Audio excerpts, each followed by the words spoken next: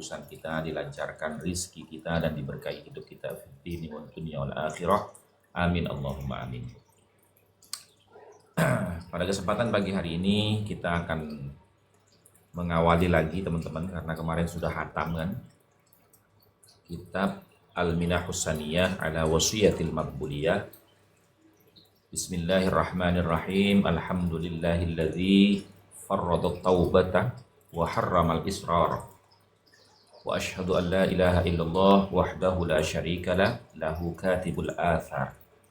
Wa ashhadu anna sayyidana wa nabiyyana Muhammadan abduhu wa rasuluhu safwatal akhyari. Sallallahu alaihi wa ala alihi wa sahbihi as-sadatil abrari. Wa ba'du. Fahadha ta'liqu ala wasiyyati Syekhil Arif billahi ta'ala Abi Ishaq Ibrahim Al-Matsbuli. Tayyiballahu tharahu wa ja'alal jannata mutaqallabahu wa mathwahu. Wa nafa'ana wal muslimina bi barakatihi wa 'ada 'alayya wa 'alaihim min salihi da'watihi. Wallahu ta'ala as'alu an yanfa'a bihi wa an yaj'alahu khalisan liwajhihi innahu 'ala kulli syai'in qadir. Itu muqaddimahnya teman-teman. Jadi kitab ini setelah penulis itu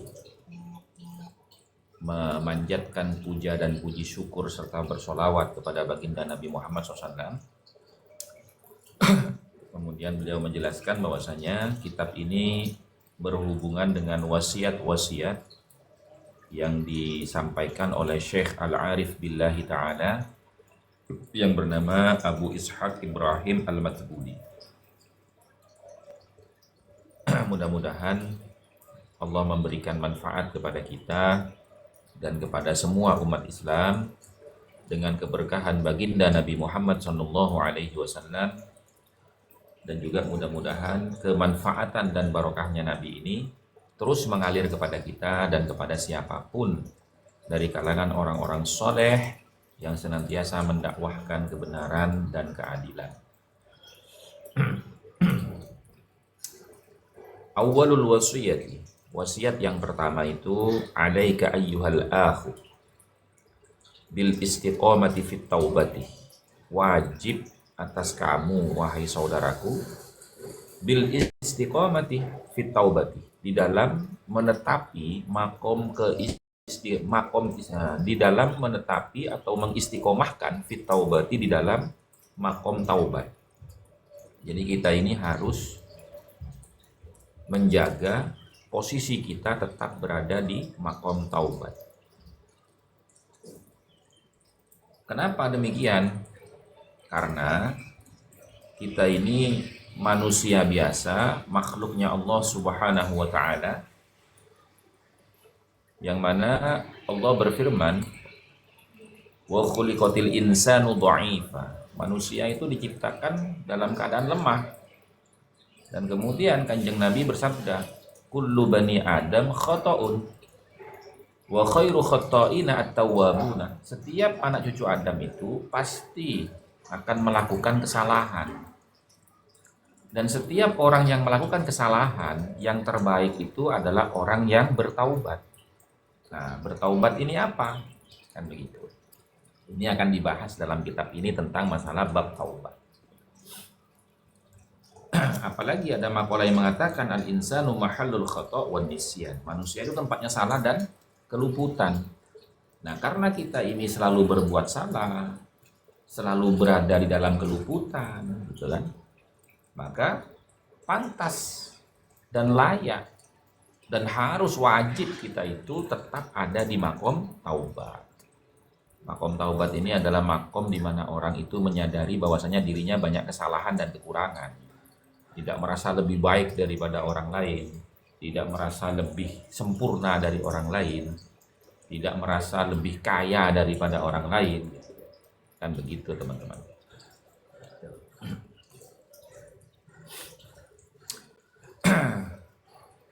Nah, wat taubatu fil lughati, adapun taubat fil lughati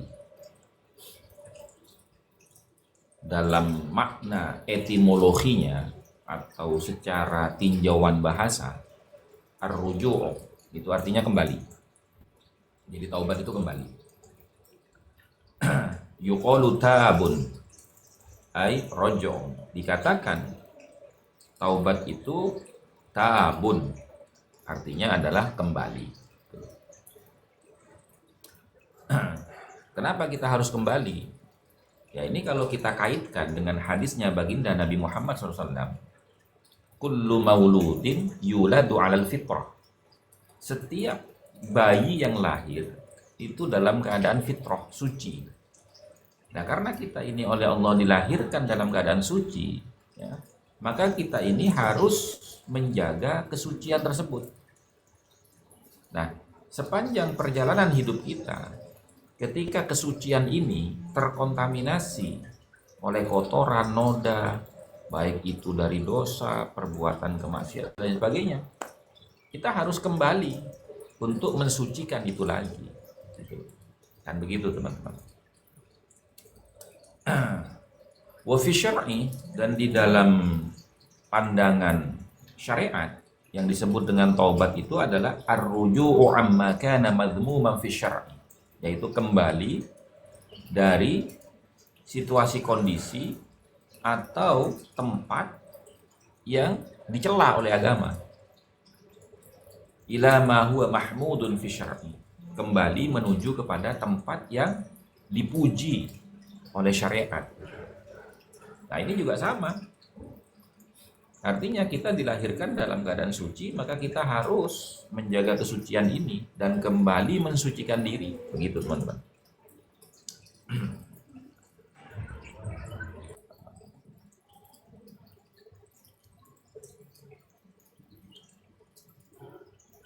Nah, intinya kenapa kita harus menetapi makom taubat? Ya karena kita ini diciptakan dalam keadaan lemah, tidak punya kekuatan apa-apa, tidak punya kemampuan apa-apa untuk menghindar dari kesalahan, keluputan, dan dosa, teman-teman. Setiap detik, setiap waktu kita ini pasti berdosa.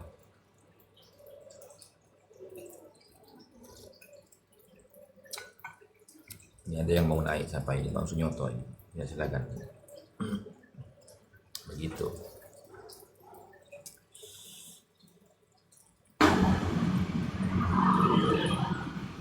Assalamualaikum Ji.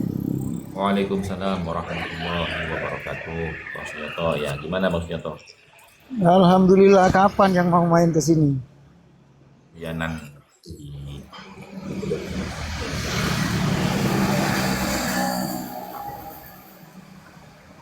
Nanti sebelum nyampe ke sampean itu kan pasti saya akan hubungi sampean gitu. Oh iya. Tuh. Saya nggak tahu, belum pernah ke sana dan tidak punya share lokasinya kan. Oh iya betul, nanti kita Sherlock habis ini bis. Iya.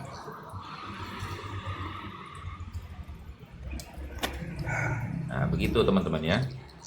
Nah kemudian walaha bidayatun wa nihayatun, dan bagi taubat itu sendiri itu memiliki dua bagian, yaitu bidayatun, taubat bidayah, wa nihayatun, dan taubat nihayah.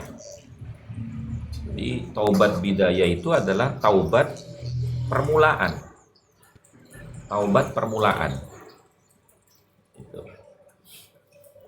Artinya taubat bagi orang-orang awam seperti kita ini itu namanya taubat bidayah. Nah kemudian taubat nihayah. Taubat nihayah ini adalah puncaknya taubat. Puncaknya taubat itu. Nah kemudian fabidayatuha, maka ada pun taubat bidayah at-taubatu minal kabair, yaitu bertaubat dari dosa-dosa besar. Tsummas shaghair, kemudian bertaubat dari dosa-dosa kecil. Tsummal makruhat, kemudian bertaubat dari perbuatan-perbuatan yang dihukumi makruh oleh syariat. Tsumma min khilafil aula, kemudian bertaubat dari menyelisihi keutamaan. Min ru'yatil hasanati, ya, dari anggapan baik, wa min ru'yati annahu sara ma'dudan minal fuqara, dan dari perasaan bahwasanya dirinya ini adalah termasuk golongan orang-orang fakir gitu. Nah, gitu. Itu namanya khilaful aula, menyelisihi keutamaan.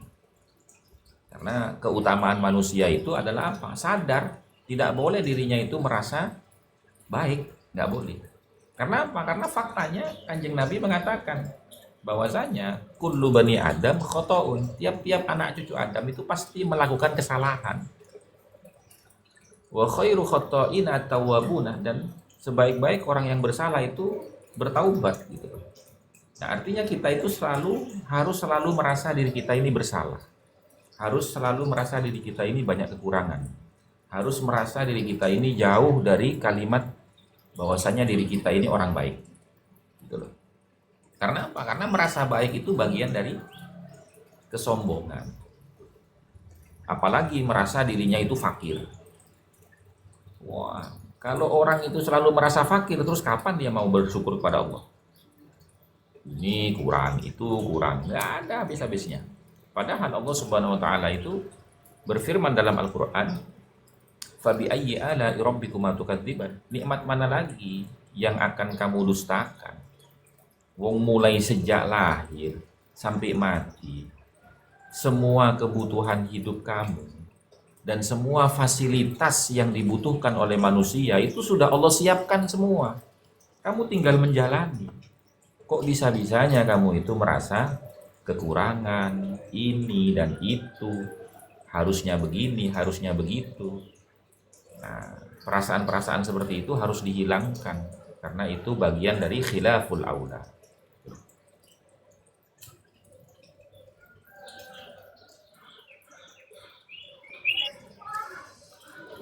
Assalamualaikum Summa warahmatullahi min wabarakatuh. ru'yati anna Waalaikumsalam warahmatullahi wabarakatuh. Summa min ru'yati annahu sidqun fit taubati. Dan kemudian bertaubat dari menganggap bahwasanya dirinya itu sudah benar di dalam taubatnya. Jadi kita itu tidak boleh merasa diri kita ini sudah benar taubatnya, sudah sah taubatnya, sudah diterima taubatnya, tidak boleh. Tidak boleh. Karena kita ini nggak tahu apa-apa. Tugas kita itu bukan menilai hasilnya. Tugas kita itu hanya menjalani prosesnya. Adapun hasilnya kita serahkan kepada Allah. Mau seperti apa Allah itu mewujudkan hasil daripada usaha-usaha yang kita lakukan, baik dalam ibadah mahdhah atau ibadah ghairu mahdhah, ya. Begitu teman-teman. Nah, kemudian summa min kulli khatirin yakhturu lahu fi ghairi mardhatillahi ta'ala. Dan kita bertaubat dari setiap pikiran-pikiran atau goresan-goresan hati yang mana hal itu tidak mendatangkan keridhaan daripada Allah Subhanahu wa taala. Nah, jadi kalau ada dalam hati kita, pikiran kita hal-hal yang tidak baik, itu segera kita bertaubat kepada Allah, minta perlindungan. Karena khawatir itu bukan hanya dorongan hawa nafsu, tapi juga ada dukungan dari bisikan syaitan, gitu teman-teman. Nah, itu yang disebut dengan taubat bidayah. Nah, taubat bidayah ini taubat kelasnya orang awam seperti kita-kita ini. Seperti kita-kita ini, gitu. Nah, orang yang berada di makom taubat bidayah ini bukan kalangan waliullah, teman-teman. Kalau waliullah nggak ada di situ, gitu loh. Waliullah itu ada di taubat yang berikutnya, yaitu yang kedua. Wa amma nihayatuha. Adapun taubat nihayah, yaitu puncaknya taubat. Apa itu puncaknya taubat? Fattaubatu kullama ghafala an syuhudi rabbih ta'ala tarfata 'ainin. Yaitu bertaubat kullama ghafala an syuhudi rabbih. Setiap kita itu lalai di dalam mengingat Tuhannya, yaitu Allah Subhanahu wa taala tarfata ainin, walaupun sekejap mata. Sekejap mata kita lupa kepada Allah, taubat.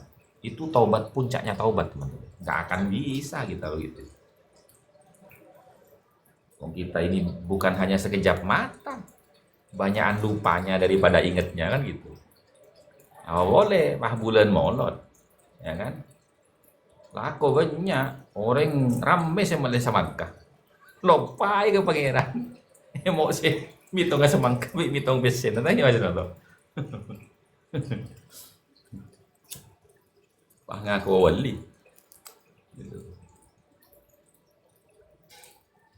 Nah itu teman-teman, ya. Jadi taubat itu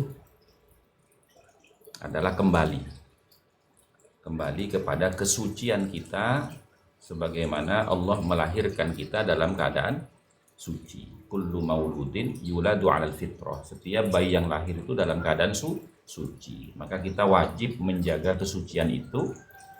Kalau memang sudah terkontaminasi kesucian itu, kita harus mengembalikan kesucian itu dengan taubat. Makanya kita ini diwasiatkan oleh Syekh Ibrahim Al-Matbuli untuk beristiqomah menjalani makom taubat kita. Itu teman-teman. Nah, taubat itu ada dua, ada taubat bidayah, ada taubat nihayah. Nah, taubat bidayah ini adalah taubatnya orang-orang awam seperti kita. Makomnya orang awam itu taubat bidayah. Gitu. Nah, kemudian taubat yang kedua yaitu taubat nihayah, puncaknya taubat. Dan itu makomnya para nabi, para rasul, para wali, itu di situ makomnya, teman-teman.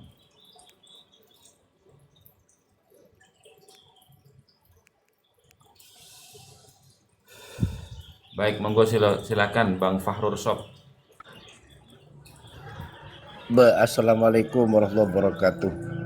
Waalaikumsalam warahmatullahi wabarakatuh.